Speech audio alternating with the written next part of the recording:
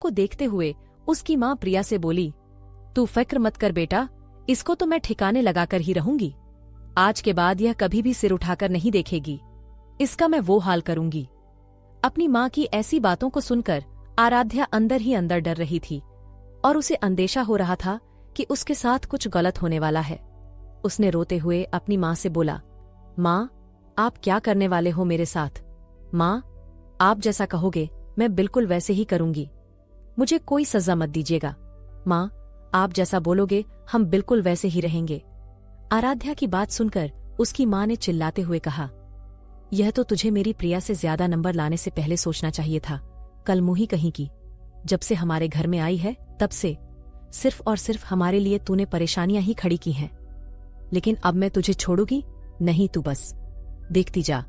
तेरे साथ जो मैं करूंगी उसे तू जिंदगी भर नहीं भूल पाएगी।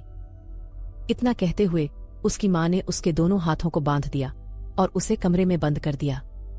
आराध्या को कमरे में बंद करने के बाद उसकी माँ बोली, रहा, अब इस कमरे में बंद तू, और अब तू तब बाहर आएगी जब मैं तेरा कोई इंतजाम करने के बारे में सोच लूंगी।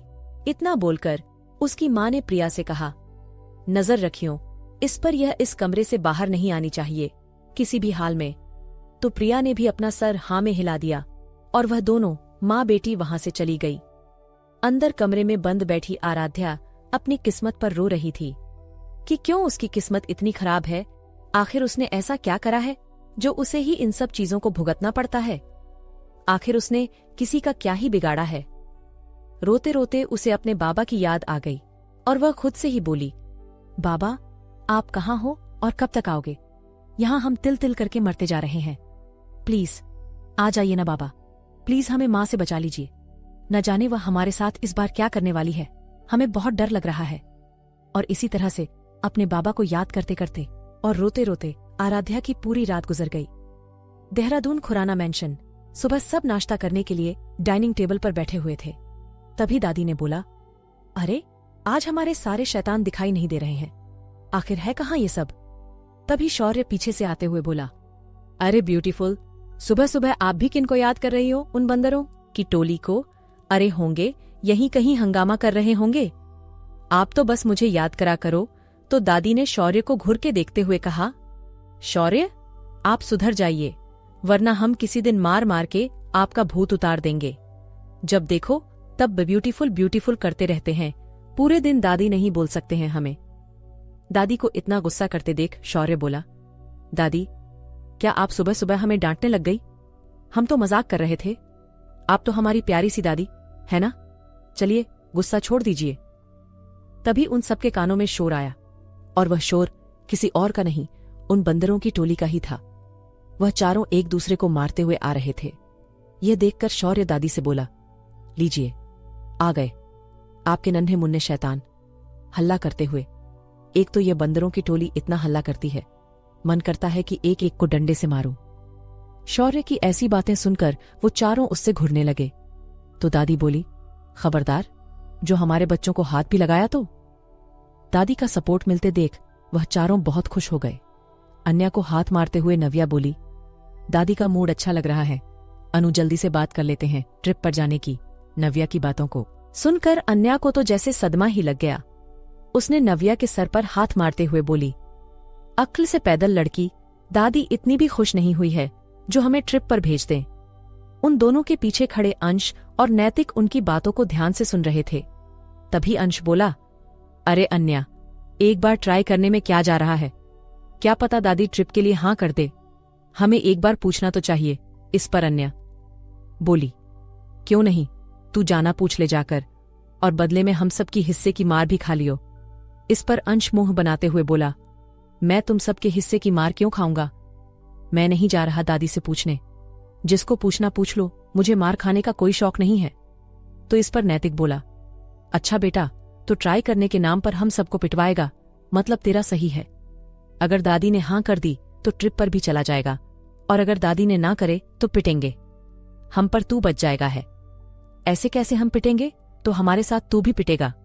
तो इस पर अंश मुंह बनाते हुए बोला, अरे छोड़ो, मैं तो चला नाश्ता करने, तुम तीनों लगे रहो। उन चारों बंदरों की टोली को धीरे धीरे कुछ बात करते हुए देखकर शौर्य ने एकदम से कहा, यह क्या हो रहा है? अब तुम बंदरों की टोली के दिमाग में कौन सी नई तिगड़म चल रही है? सही सही बता दो वरना। तो अंश हंसते हुए बोला, नहीं नहीं भाई, ऐसा कुछ नहीं है, हम तो बस ऐसे ही बातें कर रहे थे। तो शौर्य ने उन चारों को घूर के देखा और बोला, नाश्ता करना है या फिर खाली पेट ही जाना है? कॉलेज तो वह चारों जल्दी से आकर डाइनिंग टेबल पर बैठ गए। ऋषिकेश में प्रिया और उसकी मां ने आराध्या के कमरे का दरवाजा खोला तो देखा कि आराध्या अभी तक सो रही थी। ये देखकर प्रिया की मां को इतना गुस्सा आया कि उसने उसके मुंह पर पानी मारते हुए बोली, उठ जा महारानी, ये तेरा महल नहीं है और ना ही हम तेरे नौकर हैं। इतना बोलकर उसकी मां ने प्रिया से कहा, इसे जल्दी से तैयार कर और नीचे लेकर आ, वह लोग आते ही होंगे। यह सुनकर आराध्या डर गई और उसने घबराते हुए अपनी मां से बोला, मां कौन आने वाला है? तो प्रिया मुस्कुराते हुए बोली, तुम्हारी शादी होने वाली है, खुश हो जाओ। प्रिया का इतना कहना था कि आराध्या एकदम से बोली, क्या? नहीं मां, आप ऐसा मत कीजिए, हमारे साथ। मां, आप जो कहोगे हम सब करेंगे, पर आप हमारे साथ ऐसा मत कीजिए, हम अभी शादी नहीं करना चाहते हैं मां, हम अपनी जिंदगी में कुछ बनना चाहते हैं। तो यह बात सुनकर उसकी मां बोली, इसीलिए तो मैं तेरे पैरों में बेड़िया डाल देना चाहती हूं, ताकि तू जिंदगी भर कभी उड़ने के बारे में सोच भी ना सके, और यह मैं करके रहूंगी हर हाल में। इतना कहकर वह वहां से चली गई। तो प्रिया ने उसे देखते हुए उस पर हंसते हुए कहा, तुझे क्या लगता है, तू कहीं की राजकुमारी है जो तेरे लिए कोई राजकुमार आएगा शादी के लिए? अरे यह तेरा वही दीवाना है जो तेरे आगे पीछे लट्टू होकर घूमता रहता है। वही राजू याद आया जो तुझसे शादी करने के लिए मरा जाता है। प्रिया की इतनी बात सुनकर आराध्या की सांसें रुक गईं। राजू वहीं का एक लोकल गुंडा है जो सबको बहुत परेशान करता है और लड़कियों पर अपनी बुरी नजर रखता है। उसने 2 लड़कियों का रेप कर रखा है और 3-4 मर्डर भी कर रखे हैं, लेकिन आज तक उसके खिलाफ कोई सबूत नहीं मिला, क्योंकि वह वहां के जमींदार का बेटा है और अब उसकी बुरी नजर आराध्या पर है। आराध्या के बाबा ने उसको राजू से बहुत बचा के रखा, लेकिन आज उसकी मां उसके बाबा के यहाँ न होने का बहुत फायदा उठा रही थी और आज वो आराध्या को इस कसाई को बेचने वाली थी। ये सोच सोचकर ही आराध्या की रूह कांप रही थी कि अब उसका क्या होगा, और अपनी किस्मत पर उसे बहुत रोना भी आ रहा था।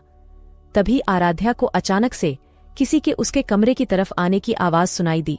तो उसने देखा तो प्रिया के हाथों में कुछ कपड़े थे।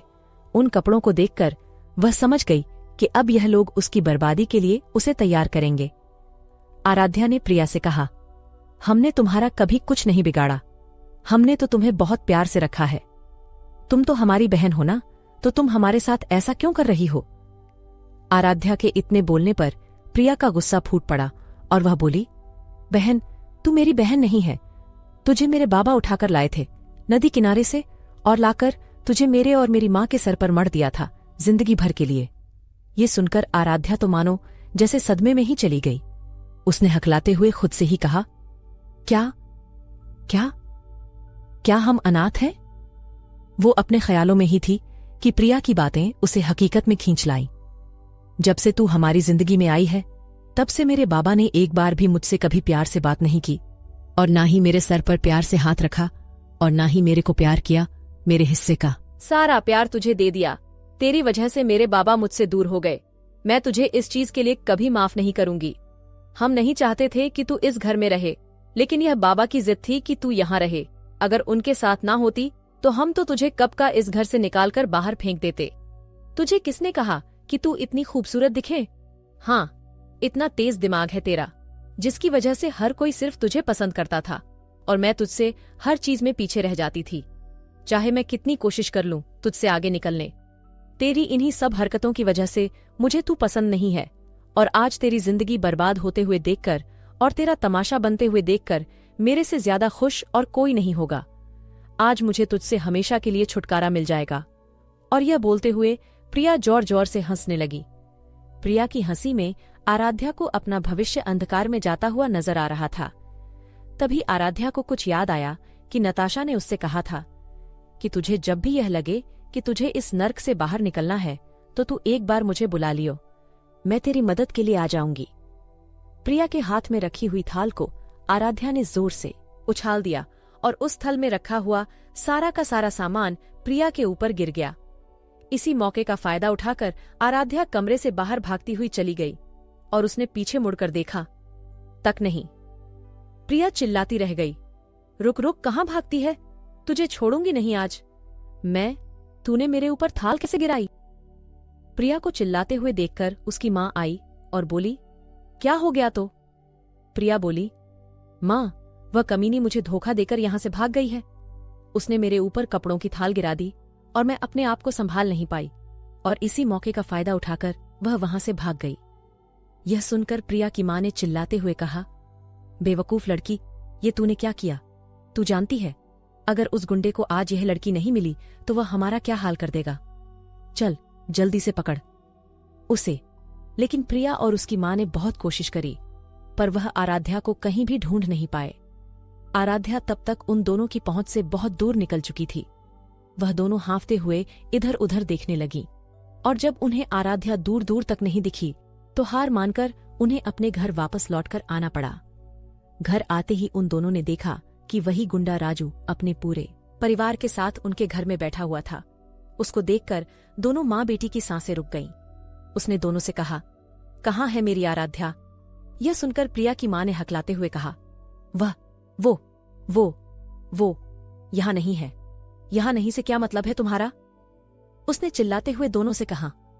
उसकी आवाज सुनकर दोनों अंदर तक डर गई और फिर प्रिया ने हिम्मत करते हुए बोला, वह यहां से हमें धोखा देकर भाग गई। प्रिया का इतना बोलना था कि राजू ने उसके सर को कस के पकड़ लिया और दीवार में उसका सर मार दिया। दीवार में सर लगते ही प्रिया के सर से खून निकलने लगा और वह अपना सर पकड़कर बैठ गई। प्रिया की ऐसी है हालत देखकर उसकी मां एकदम से चीख पड़ी और उसके पास भागती हुई गई और उसने उसका सर पकड़ते हुए कहा, प्रिया, आंखें खोल बेटा, मेरी तरफ देख, तुझे कुछ नहीं होगा। मैं तुझे अभी डॉक्टर के लेकर जाऊंगी। हाय, मेरी बच्ची के साथ यह क्या कर दिया? और जोर जोर से यह बोलते हुए वह रोने लगी। तभी राजू के बाप ने उससे कहा, राजू, वह लड़की तो भाग गई, तो इसी लड़की से शादी कर ले।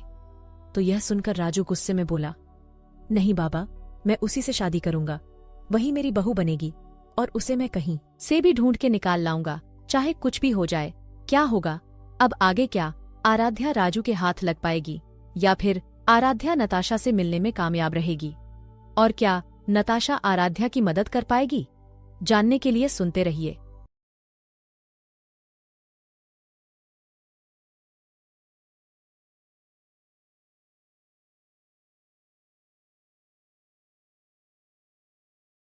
बहुत देर तक भागते रहने और 2 दिन से भूखे होने की वजह से आराध्या बहुत ज्यादा थक चुकी थी।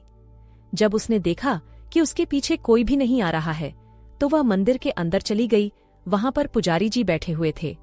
जब पुजारी जी ने आराध्या का ऐसा हाल देखा तो वह बहुत ज्यादा घबरा गए और उन्होंने आराध्या से पूछा, बेटा ये क्या हुआ है तुम्हारे साथ? पुजारी जी के इतना पूछने पर आराध्या जोर जोर से रोने लगी और उसने पुजारी जी से बोला, पुजारी जी, अगर आप हमें थोड़ी देर के लिए यहाँ पर छुपा लेंगे तो आपकी बहुत मेहरबानी होगी।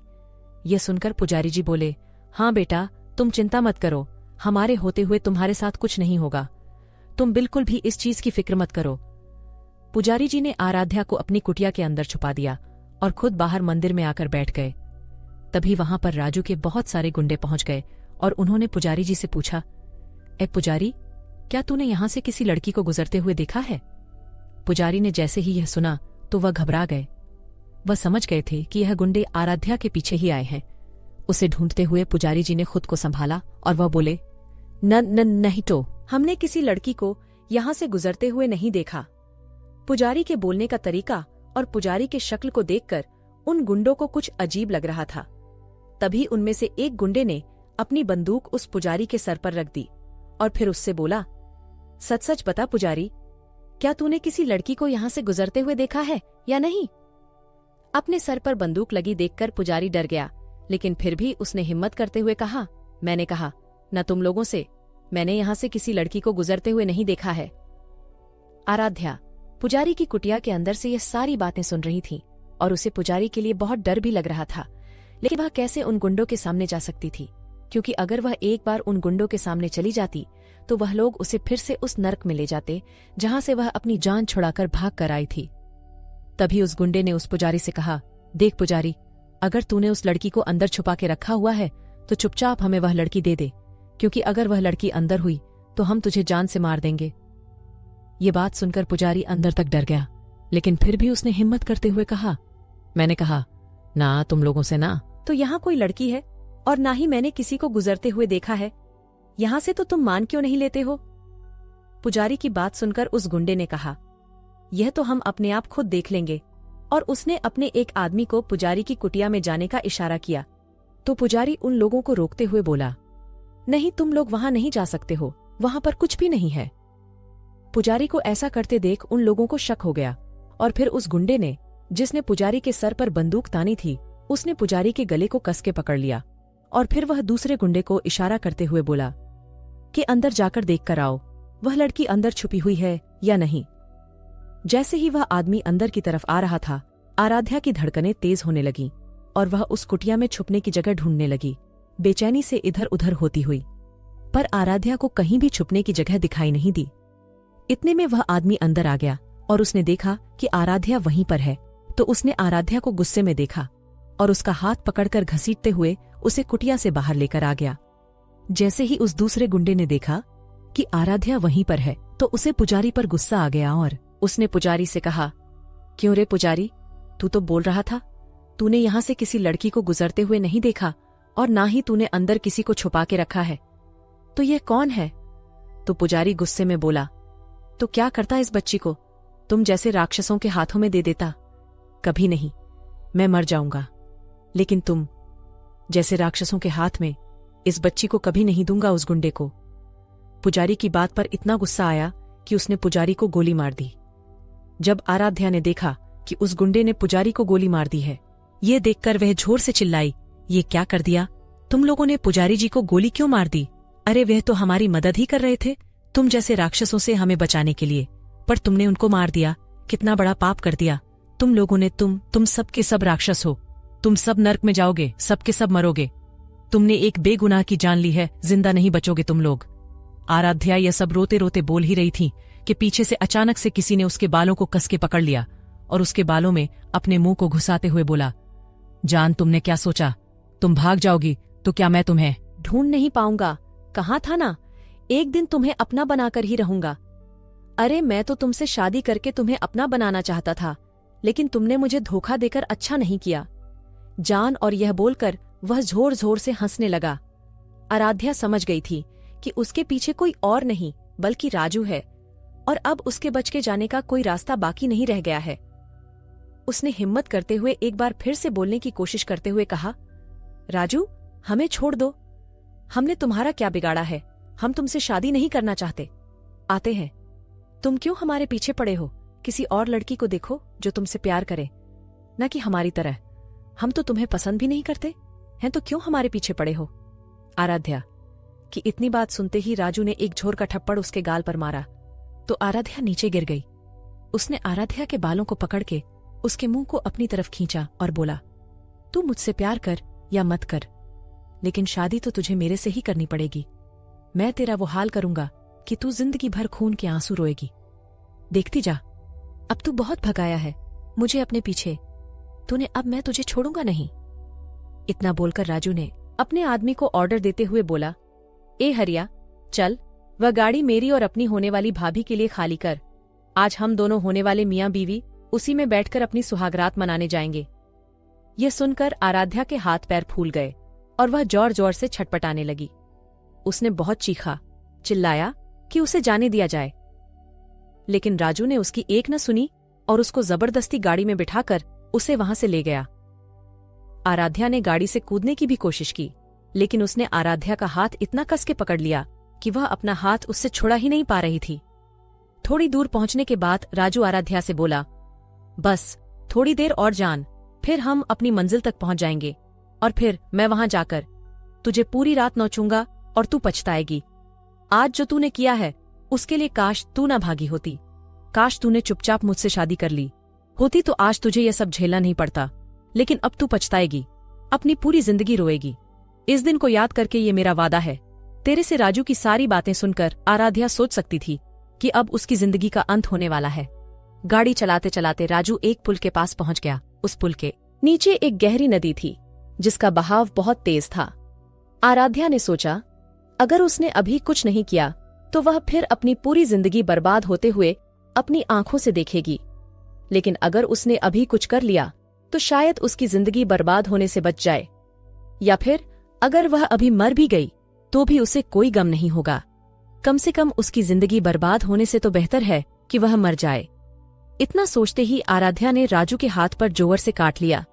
जैसे ही आराध्या ने राजू के हाथ पर काटा, उसने अपना हाथ आराध्या के हाथ से हटा लिया और इसी मौके का फायदा उठाकर आराध्या जल्दी से गाड़ी से नीचे कूद गई। उसने देखा कि राजू ने थोड़ी दूर जाकर अपनी गाड़ी रोक दी है और वह पागलों की तरह भागता हुआ उसी की तरफ दौड़ता आ रहा है। राजू को अपनी तरफ आता हुआ देखकर आराध्या को सिर्फ एक रास्ता नजर आया कि अब उसे नदी में कूद जाना चाहिए। अगर वह मर गई तो भी उसे कोई गम नहीं, लेकिन अगर वह बच गई तो ये राजू उसकी जिंदगी नरक बना देगा। उसने जल्दी से अपने पैरों को आगे बढ़ाया और कूदते हुए नदी में गिर गई। आराध्या को नदी में कूदते देख राजू की सांस रुक गई और वह बहुत देर तक बुत बनकर वहीं खड़ा रहा। फिर उसने जैसे ही अपना होश संभाला तो उसने जल्दी से अपने आदमियों को फोन करके नदी के पास बुलाया। थोड़ी ही देर में वहां सब पहुंच गए। उन सब के आते ही राजू ने चिल्ला के कहा, जल्दी से ढूंढो उसे। जब सबने नदी के बहाव को देखा तो वह डर गए और बोले, भाई अगर हम इसमें कूदे तो हमारी जान चली जाएगी। तभी उनमें से एक आदमी बोला, भाई हो सकता है वह लड़की मर गई हो इसमें कूद के, अब तो उसे बचाना नामुमकिन है। आप उसे भूल जाओ, हम आपके लिए कोई अच्छी सी दूसरी लड़की ढूंढ कर ले आएंगे। उस आदमी के इतना बोलने पर राजू को इतना गुस्सा आया कि उसने अपनी बंदूक निकाली और सीधा उसके माथे में एक गोली मार दी और वह आदमी वहीं का वहीं मर गया। राजू ने अपनी बंदूक को साइड में रखते हुए बाकी आदमियों से पूछा, क्या तुम भी इसी की तरह मरना चाहते हो या उस लड़की को मुंह तक ढूंढ कर लाओगे? तो वह आदमी बोला, नहीं भाई, हम उस लड़की को ढूंढ कर लाएंगे। आपके लिए हम तैयारी करते हैं उसे ढूंढने की। और वह सब आराध्या को ढूंढने के लिए एक एक करके नदी में कूदने लगे। लेकिन जब बहुत देर तक ढूंढने के बाद भी आराध्या नहीं मिली तो उन सब ने हार मान ली और राजू के पास आकर उनमें से एक आदमी बोला, भाई हम पिछले 4 घंटे से इस नदी में उस लड़की को ढूंढ रहे हैं, पर वो हमें कहीं नहीं मिली। शायद पानी में बहाव ज्यादा होने की वजह से वो लड़की आगे बहकर चली गई हो। यह सुनकर राजू ने जोर से अपना हाथ अपनी गाड़ी के बोनट पर मारा और चिल्लाते हुए आराध्या का नाम लिया। और फिर जैसे ही उसने अपनी आंखों को खोला तो उसकी आंखें एकदम लाल थीं। इस वक्त अगर उसे कोई भी देखता तो उसकी आत्मा उसके शरीर में से निकल जाती। वो इस वक्त इतना खतरनाक लग रहा था। उसने अपने एक एक शब्द को गुस्से में चबाते हुए कहा, मैं तुम्हें हर हाल में ढूंढ कर रहूंगा। आराध्या, चाहे तुम दुनिया के किसी भी कोने में हो, मैं तुम्हारा पीछा जब तक नहीं छोड़ूंगा जब तक मैं जिंदा हूं। अब क्या होगा आगे? क्या आराध्या जिंदा है या फिर यहीं तक लिखी थी उसकी कहानी?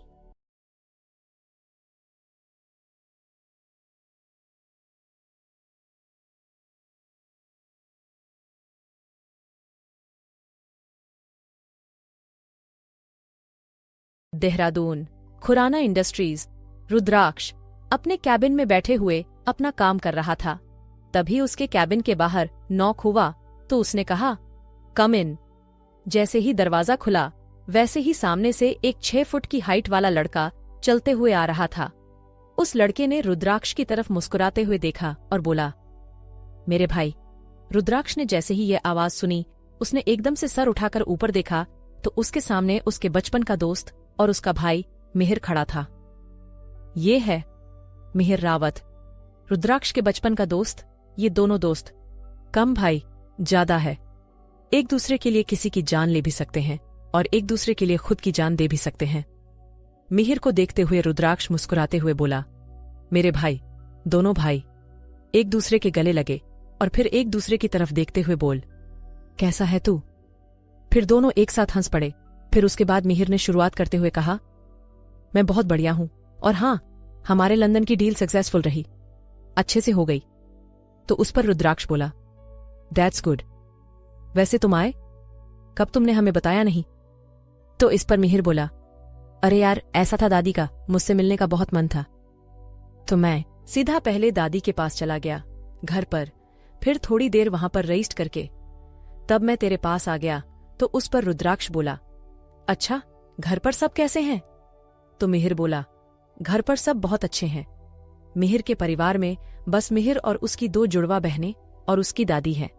मिहिर के माता पिता बचपन में ही एक कार एक्सीडेंट में गुजर गए थे।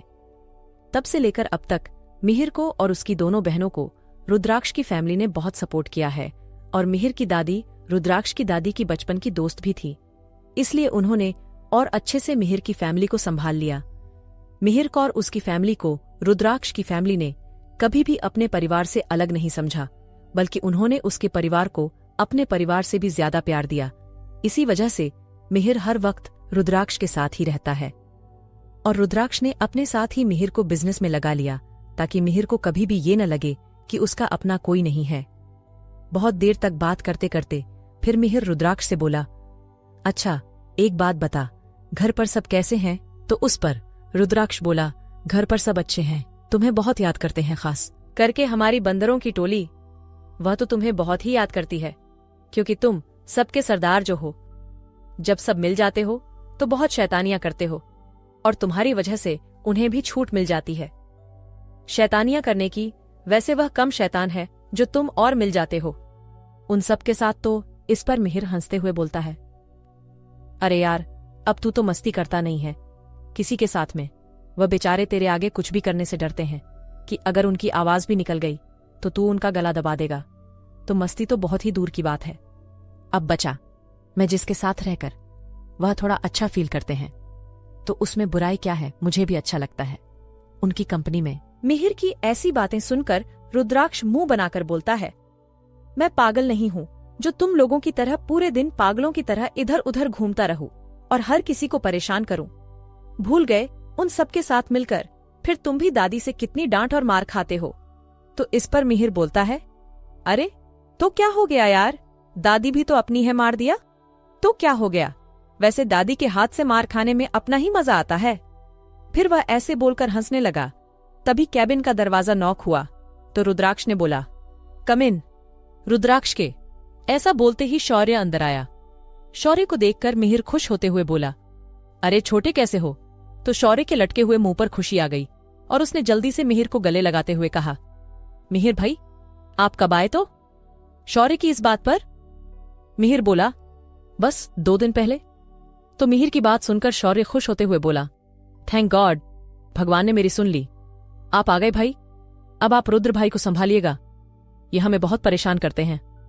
रुद्राक्ष के कानों में जैसे ही इतनी बात पड़ी तो उसने शौर्य की तरफ घूरते हुए कहा, आपने कुछ कहा?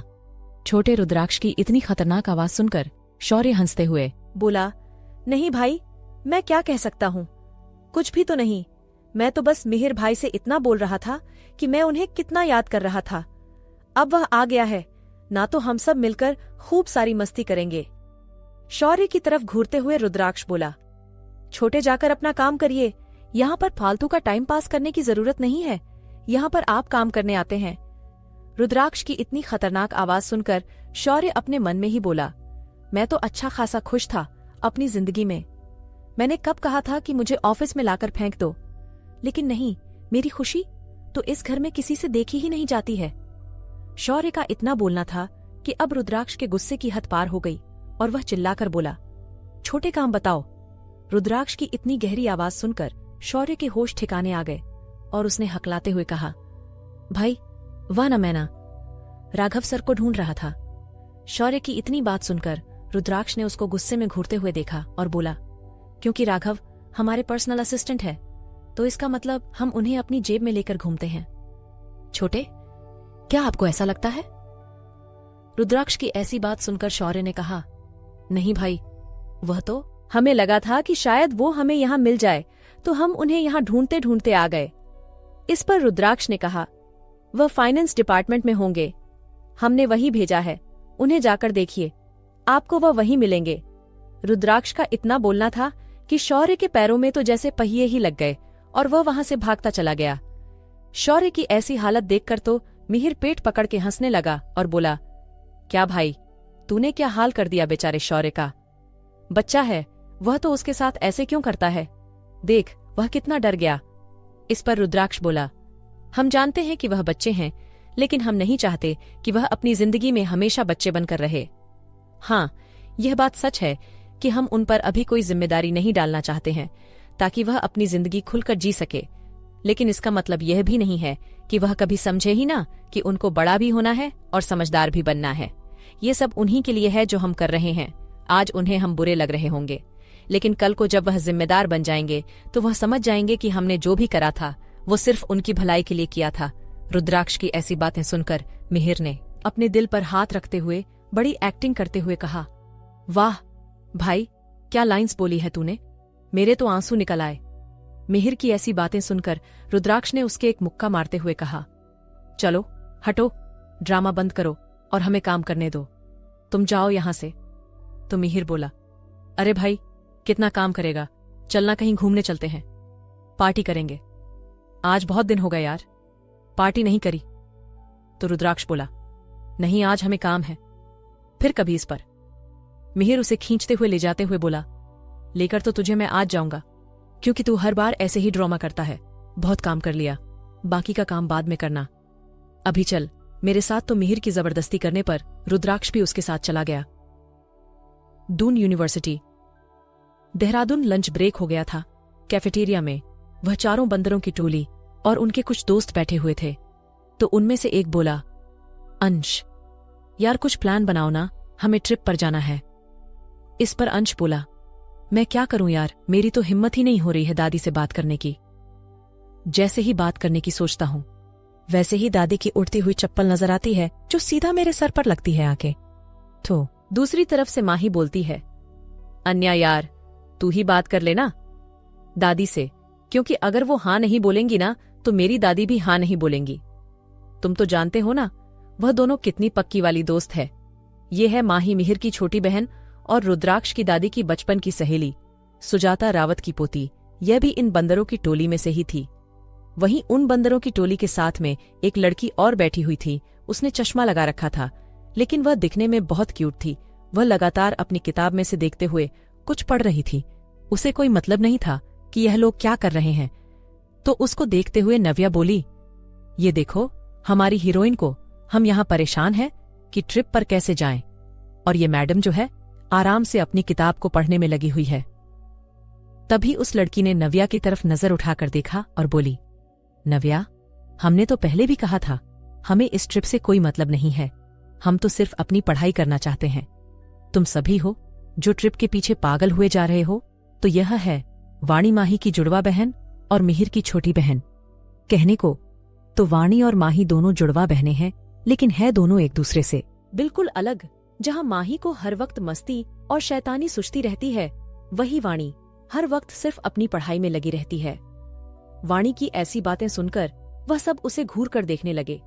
तभी अंश एकदम से वाणी के पैरों में गिरते हुए हाथ जोड़ते हुए बोला, हे माते, तुम हम तुच्छ बालकों पर बस इतनी कृपा करना कि अपने इस मुंह को बंद रखना, जाना है या नहीं जाना है वह अलग बात है, लेकिन अगर तुमने एक बार भी दादी के सामने यह बोला कि तुम इस ट्रिप पर नहीं जाना चाहती हो, और अगर तुम्हारी वजह से हमारी यह ट्रिप कैंसिल हुई, तो फिर देख लेना हमसे बुरा कोई नहीं होगा। ये बोलकर अंश उसे घूरते हुए देखने लगा और सभी अंश के साथ में उसे घूरने लगे। तो नैतिक बोला, अरे अगर उसका मन नहीं है तो तुम लोग उसके साथ जबरदस्ती क्यों कर रहे हो?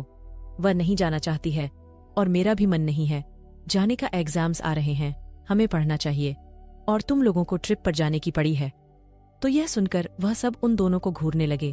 तो इतने में नव्या बोली, बस नैतिक, तुम रहने दो, अगर तुमने अपना मुंह खोला तो मुझसे बुरा कोई नहीं होगा। नव्या की बात सुनकर नैतिक चुप हो गया, क्योंकि वह जानता था कि नव्या झूठी कहानी बनाकर उसे उसकी मम्मी से पिटवा सकती थी। तो वह कुछ नहीं बोला आगे। तो ये देखते हो, वाणी बोली, मैं तो दादी से साफ साफ बोल दूंगी कि दादी मुझे तो नहीं जाना है ट्रिप पर, और हमारे एग्जाम्स भी आ रहे हैं, फिर देखती हूँ दादी तुम में से किसी को कैसे भेजती है। वाणी की इतनी बात सुनकर वह बंदरों की टोली उसे घूरने लगी। शाम का वक्त खुराना मेंशन में दादी अपनी शाम की चाय पी रही थीं। तभी उनके पास किसी का फोन आया। उन्होंने फोन उठाया तो दूसरी तरफ से किसी बुजुर्ग आदमी की आवाज आ रही थी। दादी ने उनकी आवाज सुनी तो खुश होते हुए बोली, अरे संजय के पिताजी, आप कब आने वाले हो? तो इस पर रुद्राक्ष के दादा दिग्विजय खुराना बोले, बस देवयानी जी, थोड़े दिनों की और बात है, हमारे दोस्त जल्दी से अच्छे हो जाएंगे तो हम जल्दी ही आ जाएंगे। तो इस पर दादी बोली, तो बताइए कैसी तबीयत है भाई साहब की? वह ठीक तो है ना? कोई ज्यादा परेशानी वाली बात तो नहीं है? तो इस पर दिग्विजय जी बोले, नहीं नहीं देवयानी जी, आप फिक्र मत कीजिए, पृथ्वी अब बिल्कुल ठीक है और जैसे ही वह और अच्छे हो जाएंगे तो हम जल्दी घर आ जाएंगे। आप बताइए घर में सब कैसे हैं? तो इस पर दादी बोली, सब अच्छे हैं, बस आपकी वह बंदरों की टोली ही हमें पूरे दिन परेशान करती रहती है और शौर्य की तो पूछिए ही मत, बहुत ही ज्यादा बोलते हैं और फिर हमसे पिटते भी बहुत हैं। तो इस पर दादाजी हंसते हुए बोले, अरे हमारे बच्चे हैं, परेशान तो करेंगे ही, जैसे हम आपको परेशान किया करते थे। दादाजी की बात सुनकर दादी पहले तो शर्मा गई और फिर उन्हें एकदम से गुस्सा आ गया और वह बोली, कुछ तो शर्म कीजिए, संजय के पिताजी क्या बोलते रहते हैं, आप कुछ पता चलता है आपको? तो इस पर दादाजी मुस्कुराते हुए बोले, अरे देवयानी जी, आप ही तो हो हमारी बीवी, हमारी प्रेमिका, अब हम आपको नहीं छेड़ेंगे तो किसको छेड़ेंगे? दादाजी की ऐसी बातें सुनकर दादी जी शर्माने लग गई और उन्होंने जल्दी से फोन काट दिया।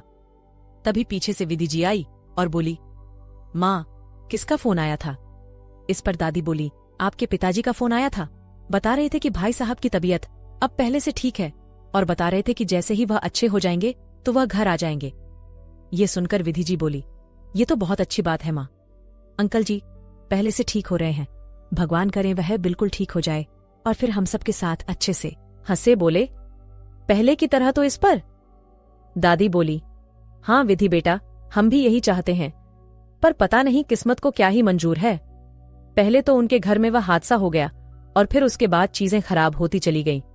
तो इस पर विधि जी बोली, सब भगवान के ऊपर छोड़ दीजिए माँ, वह है ना सब ठीक करने वाला, उसी के हाथों में सबकी डोर है, वह जानता है कि कब कहां पर किसके साथ क्या होना है। हम इंसान इसमें कुछ नहीं कर सकते सिवाय प्रार्थना करने के कि हमारी जिंदगी में सब चीज अच्छे से हो और कोई भी कभी भी दुखी ना रहे। तो विधि जी की ऐसी बातें सुनकर दादी जी ने हाँ में सर हिलाते हुए कहा, हाँ विधि बेटा, हम भी यही चाहते हैं, सब अपनी जिंदगी में खुश रहे, बस हम अपने बच्चों को सिर्फ खुश देखना चाहते हैं और किसी की जिंदगी में कोई भी परेशानी नहीं देखना चाहते हैं। आखिर ऐसा क्या हुआ है पृथ्वी जी के साथ और उनके परिवार के साथ, जानने के लिए सुनते रहिए मेरे प्यार की तो इंतहा। दादी और विधि जी बात कर ही रहे थे कि तभी बंदरों की टोली वहां पर पहुंच गई और उनके साथ में माही और वाणी भी थी। उन दोनों को वहां देखकर दादी खुश हो गई और बोली, अरे बच्चों, आप दोनों बहुत दिनों बाद आए, घर पर क्या बात है, अब आपको अपनी देवयानी दादी की याद नहीं आती है क्या? तो इतना सुनकर माही और वाणी दोनों ही दादी के गले लगते हुए बोली, नहीं दादी, ऐसा कुछ भी नहीं है, बल्कि हम दोनों तो आपको बहुत याद करते हैं और घर पर भी आपको सब याद करते हैं, बस वो एग्जाम्स के चक्कर में हमें टाइम नहीं मिल पा रहा था। जैसे ही उन दोनों ने एग्जाम्स के लिए बोला, वैसे ही बंदरों की टोली ने अपने सर पर हाथ मार लिया। अन्या और नव्या तो माही और वाणी को घूरते हुए देखते हुए बोली, आ जाओ तुम दोनों, एक बार हमारे हाथ में, हम तुम दोनों का कचूमर बना देंगे। अगर दादी को गलती से भी पता चल गया कि हम एग्जाम टाइम में ट्रिप पर जाने की बात कर रहे हैं तो दादी मार मार के हमारे सर से ट्रिप पर जाने का भूत उतार देंगी।